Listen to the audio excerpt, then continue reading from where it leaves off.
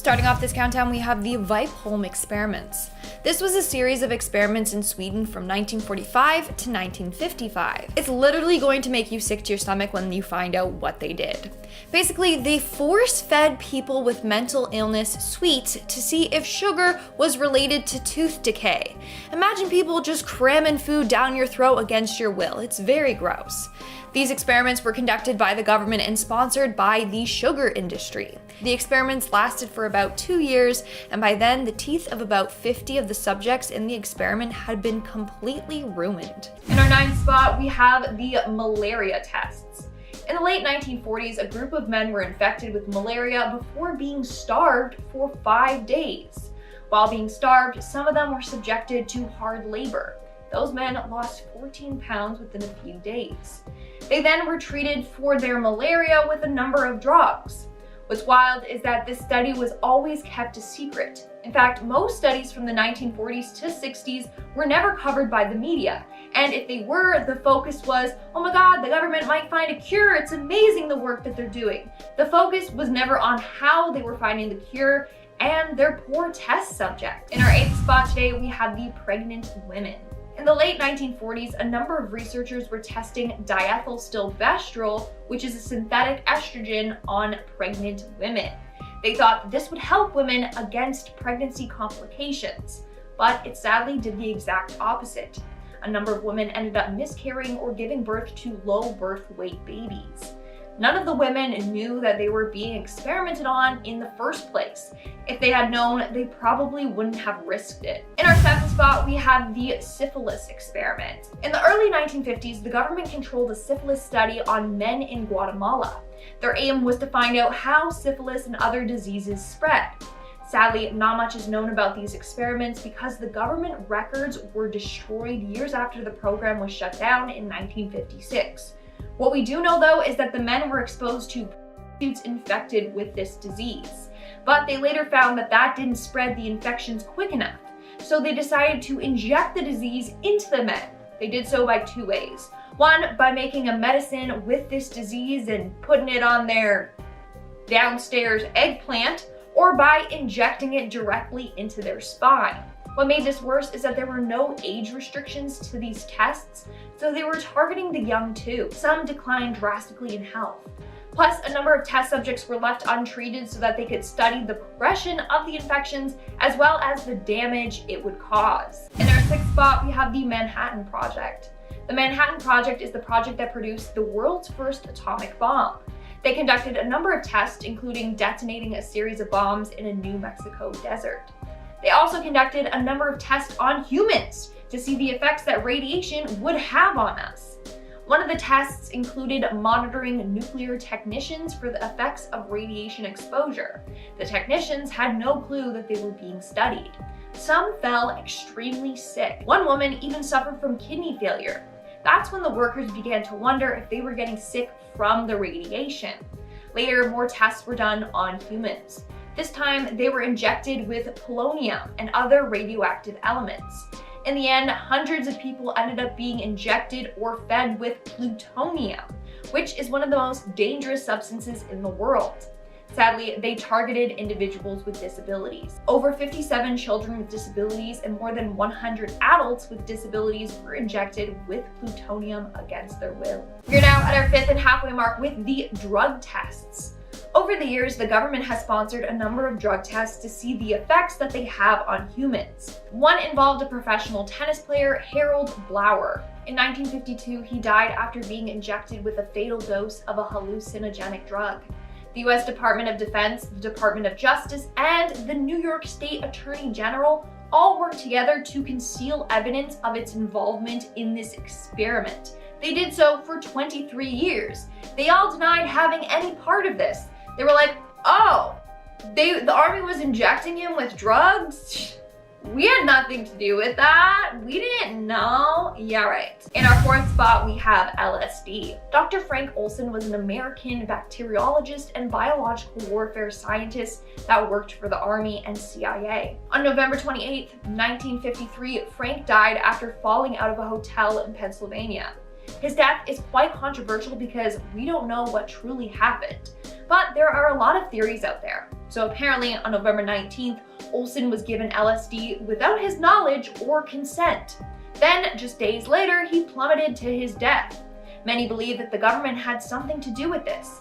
Either they were drugging him constantly and he became so delusional that he took his own life, or he was in too deep.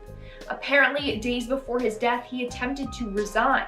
He even told his wife that he made a terrible mistake, and then he mysteriously died. Suspicious, don't you think? In our third spot, we have mental health experiments. Dr. Robert Heath is quite the controversial figure in history, and that's due to the number of tests that he did on patients with schizophrenia. In the studies funded by the US Army, he would dose the patients with LSD before implanting electrodes into their brain and shocking them. He thought that this would cure all their problems. He also would use this on gay men to try and make them straight. In our second spot, we have the monster experiment. In 1939, psychologist Wendell Johnson and his student Mary Tudor conducted something known as the monster experiment. For this, they used 22 young orphans. Now, the study was all about stuttering. They wanted to see if psychological abuse could induce stuttering in children. And turns out, it did. So for this test, they divided the orphans into two groups. One group, the children were praised and treated humanely. In the other group, they were treated the complete opposite. In the end, the children in the negative group developed stutters that they retained for the rest of their lives. And in our number one spot today, we have the mustard gas experiments. In the early part of World War II, it was feared that Germany was going to turn to chemical warfare. So the US Army wanted to be prepared. One way that they prepared was by studying the effects of mustard gas. So they gathered a number of healthy young men who volunteered. However, had they known what they were going to go through, chances are they wouldn't have volunteered. 1,200 volunteers were tested in small teams for several weeks. They were ordered to strip to the waist and then were sent into a chamber and doused with mustard gas. According to one survivor, and I quote, "All of the men began writhing around and screaming in pain as the chemical burned through their skin.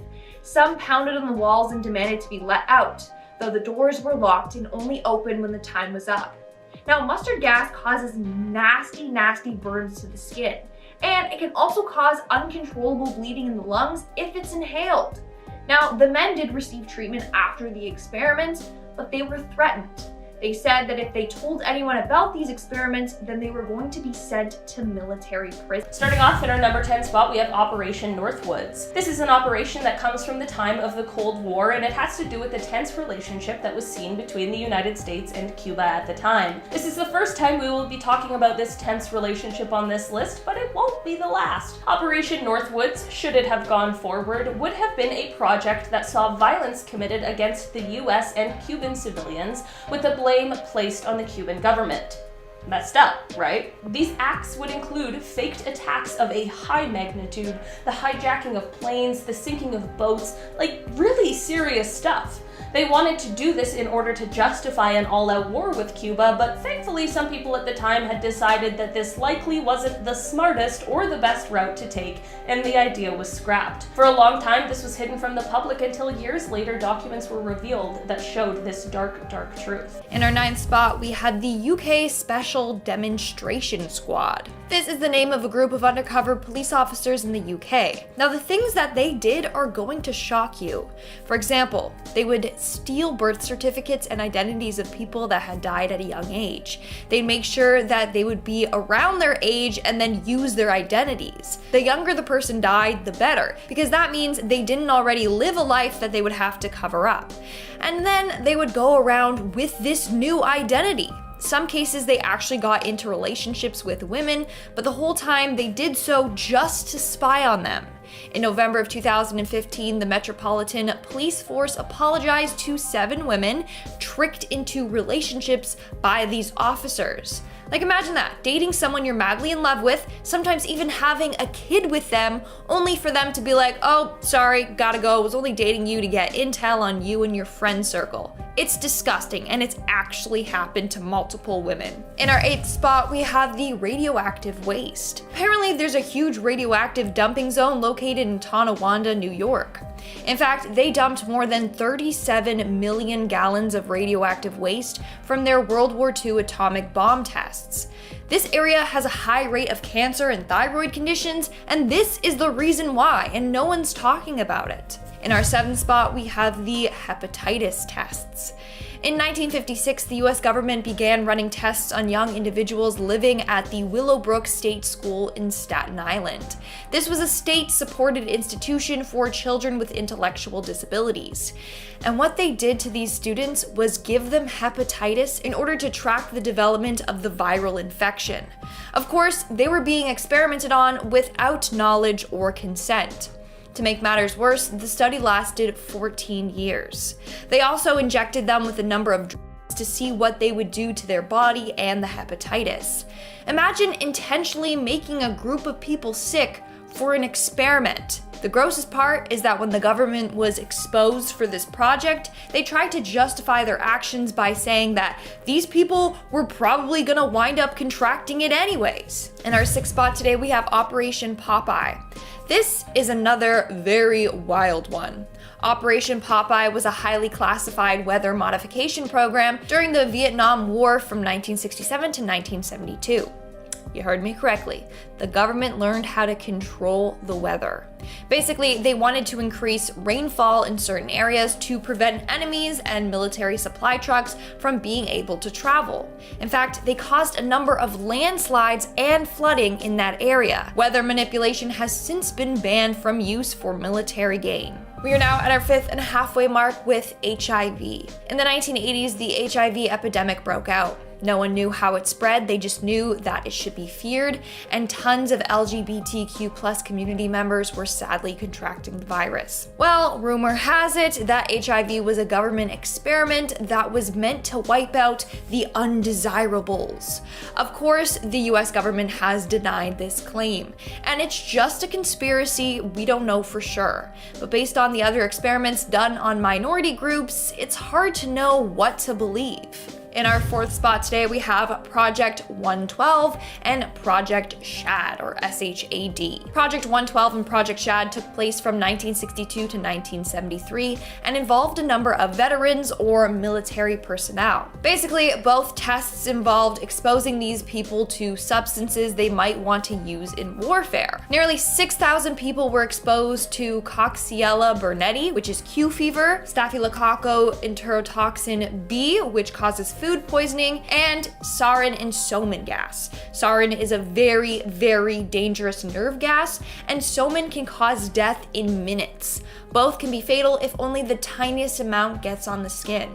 These men had no clue that they were being exposed to this. Moving on to number 3, we have Project Sunshine. This is another very messed up government project.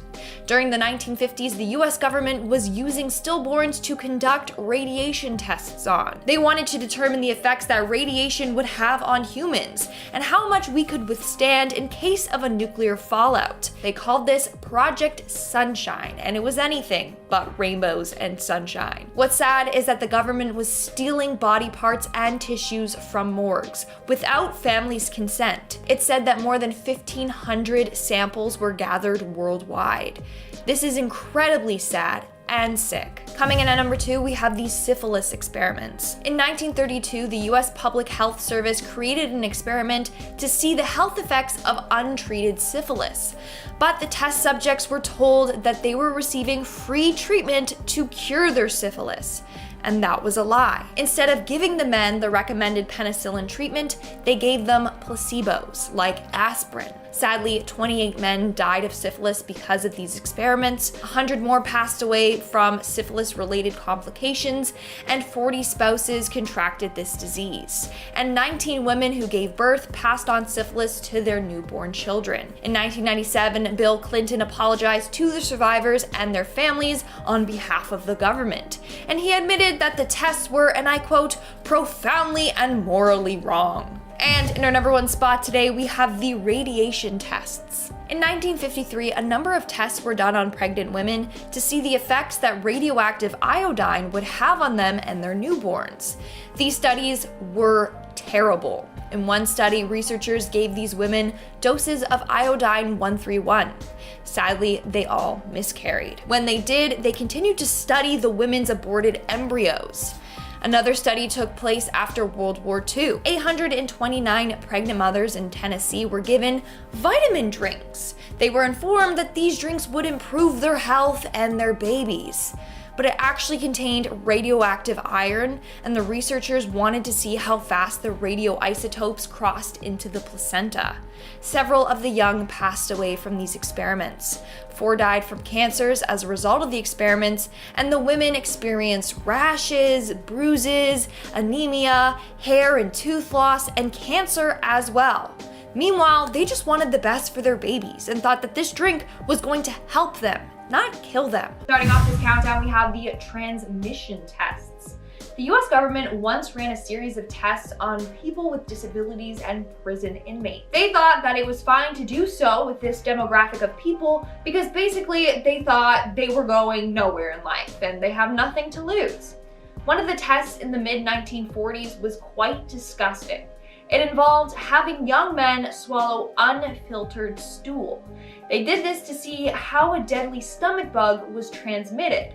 The study took place at a reformatory prison, the New York State Vocational Institution. They claimed that they couldn't just spray the germs and have the test subjects breathe it in. No. They said that swallowing it was a more effective way to spread the disease. Of course, these men were forced to do so against their will and were left traumatized. In our number 9 spot today, we have psychic driving. Part of the famous Project MKUltra, this experiment was conducted by British psychiatrist Donald Ewan Cameron, who created the psychic driving concept that the CIA found interesting. Basically, psychic driving was a procedure that subjects patients to a continuous repeated audio loop of something that is intended to change their behavior. Basically, the patients would be exposed to hundreds of thousands of repetitions of a singular statement through the course of their treatment, and they would also be subjected to paralytic drugs that would subdue them while being exposed to this looped message. Yeah, so the CIA heard about this idea for a treatment and they thought, that sounds cool, and they started sending money to fund Cameron's experiments, but he actually didn't know it was coming from the CIA because they used a front. So Cameron's psychic driving experiments for MKUltra began to take place in Canada. I guess they said that the aim of the experiments were to get rid of or cure someone of schizophrenia by erasing existing memories and reprogramming the psyche. I'm not sure that's how schizophrenia works, but I guess they did. Cameron would subject patients to LSD, paralytic drugs, and electroconvulsive therapy that was 30 to 40 times the normal power. He would also put the experiment subjects into drug-induced comas while exposing them to the repetitive audio. The experiments were mostly conducted on patients who entered the institute for more common problems like anxiety disorders or postpartum depression, and they ended up leaving with permanent effects from his actions. These included things like urinary incontinence, amnesia, being unable to speak. Some people forgot their parents and thought that the interrogators were their parents. It clearly completely altered those who were participating in these horrible and certainly unethical experiments, all up until the experiments ended up being scrapped. In our number 8 spot today, we have Operation Washtub. This operation came to light in 2014 when documents became declassified and more people could learn about this Cold War era operation. Basically, this was a covert mission that had its sights set on Alaska. The plan detailed the training of different people who lived in Alaska. Like, we're just talking ordinary residents. They wanted to train these people to both code and decode and a few other like cool spy tactics. I mean, I would have wanted to be picked so badly. Not that I would have even known it was happening, but you get what I mean. Like, real life spy mission, no problem, I'm in. Basically, the plan was put in place in case the Soviet Union was to invade Alaska, but then these unsuspecting ordinary citizens would use their newly learned espionage techniques to get all the intel they could and secretly relay the information to high-ranking US officials. As we now know, of course, this invasion never occurred, so the contingency plan wasn't needed, but 89 lucky temporary agents were trained just for this purpose.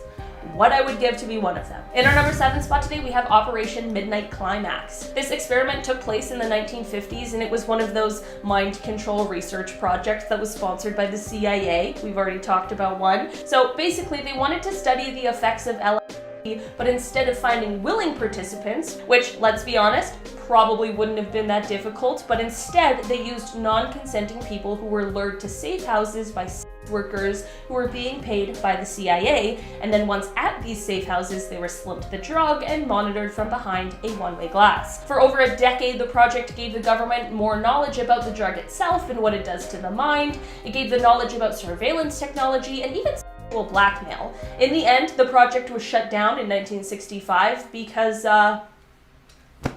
I don't really have to explain that one, do I? In our number 6 spot today, we have medication. This is something that is actually seen in military prisons or detention centers, such as Guantanamo Bay. Basically, this is more of a practice rather than like an experiment or an operation, but it's the force feeding of illicit or psychoactive chemicals to prisoners, some of whom are then interrogated afterwards. I absolutely do not have to explain why this is unacceptable practice, as it is not only a violation of medical ethics, but also a violation of human rights. Many times, these sorts of chemicals are given without the prisoners being aware of what it is, and sometimes not even being aware that they are ingesting it at all. There was a huge scandal about this one when documents became declassified and it was released that this was something that was going on at Guantanamo Bay. Some of those being kept here were dosed with a heavy psychoactive medication that is known to make a person groggy, and then subjected to interrogations afterwards. In our number 5 spot today, we have Project Horizon. Even before people were going to space, we had big goals in mind for the world of space travel. In 1959, there were plans for a proposed manned military base that would be located, of course, on the moon. This plan, which was dubbed Project Horizon, would, quote, develop and protect potential United States interest on the moon, as said in now declassified documents. It was estimated at the time to cost about $6 billion, and the projected operational date was December of 1966, which is when they thought that they could have 12 soldiers on base by. The project not only wanted to study more about the surface of the moon, but what better of a place to spy on Earth than our friendly little neighbor up there in the sky. This project, of course, never came to fruition, and the reason it stopped progressing was because the president at the time, Dwight Eisenhower, rejected it at the same time that the responsibility for America's space program was being transferred over to NASA. In our number 4 spot today, we have heavy consideration. Presidential duties certainly are not easy, and making big, important decisions is likely a very nerve-wracking experience that you'd probably want as much information as possible for. That is exactly why, around the time of the Cuban Missile Crisis, Joint Chiefs of Staff Chairman Maxwell Taylor wrote a memo at the request of the then President John F. Kennedy. The memo was requested because Kennedy wanted to know what the human cost would be of invading Cuba. The declassified memo explained that should Cuban forces use conventional weapons and not tactical nukes, that, quote, our medical plans are drawn up to accommodate up to 18,500 casualties in the first 10 days of this operation. He then also goes on to explain that if these tactical nuclear weapons were in fact used, that, quote, there is no experience factor upon which to base an estimate of casualties. That is absolutely terrifying. The number they could estimate is already more than terrible enough. I truly don't even want to hear the next one. And this is just a glimpse into what the outcome could have been should these sorts of plans have actually gone forward. In our number 3 spot today, we have Project Minaret. This is a document that became declassified in 2013 as a part of the National Security Archives efforts. This historical document describes a sort of watch list of prominent Americans who were critical of the Vietnam War. The document explains that their overseas communications were tapped and listened into by the government from 1967 to 1973, and a quote from the document reads, quote, President Johnson wanted to know if the domestic anti-war movement was receiving help from abroad. The project expanded so much that it went on to include more than 1,600 people, including civil rights leaders like Martin Luther King Jr., Whitney Young, and Muhammad Ali. There were also people like Democratic U.S. Senator Frank Church of Idaho, Republican Senator Howard Baker of Tennessee, New York Times columnist Tom Wicker, and Washington Post humor columnist Art Butchwald. But it continued on through to the Nixon administration. In the end, the only reason it was stopped was because Attorney General Elliot Richardson was concerned about its very doubtful and murky legality and decided during the Watergate scandal that it would be best to shut it down. I mean, They definitely had enough on their plate already at the time, okay? In our number 2 spot today, we have Project 1794. This project was created with the goal to build a sort of saucer-type aircraft that would be designed to shoot down Soviet bombers. The program, which was created in the 1950s, was quite ambitious and had some pretty lofty goals. A team of engineers began trying to build a disc-shaped aircraft, but here's the real kicker. They wanted it to be capable of traveling at supersonic speeds at high altitudes. The documents about this project show that they wanted it to be able to travel at Mach 4, which is 4 times the speed of sound, and they wanted it to be able to reach an altitude of over 100,000 feet. At the time, the project was estimated to cost about $3 million, which is about $26 million today. In the end, the project was cancelled in 1961 because the craft failed tests and proved to be aerodynamically unstable, which of course would provide a whole slew of problems at high speeds, especially supersonic ones. In our number 1 spot today, we have Acoustic Kitty. This is one that I've talked about before, and I'm talking about it again because I just can't believe that it happened. Apparently, in 1967, the CIA was spending millions of dollars trying to make cats into spies. I don't know why they chose the animal that does not care what you want it to do, but alas, they did, and Project Acoustic Kitty was born. The project basically involved implanting electronic spy equipment into real living cats who would then be trained to basically eavesdrop on unsuspecting people. This is another one of those Cold War era plans that was intended to be used on those in the Soviet Union. The project had a whole slew of issues, of course, however, because cats get hungry and distracted, and unfortunately the first time this plan was being tested, there was a catastrophic outcome. No pun intended. I just said catastrophic. Get it? The project, of course, was cancelled, and the researchers said that they believed they could train cats to move short distances, but that, quote, the environmental and security factors in using this technique in a real foreign situation forces us to conclude that for our intelligence purposes, it would not be practical. And I think that was probably a very good decision.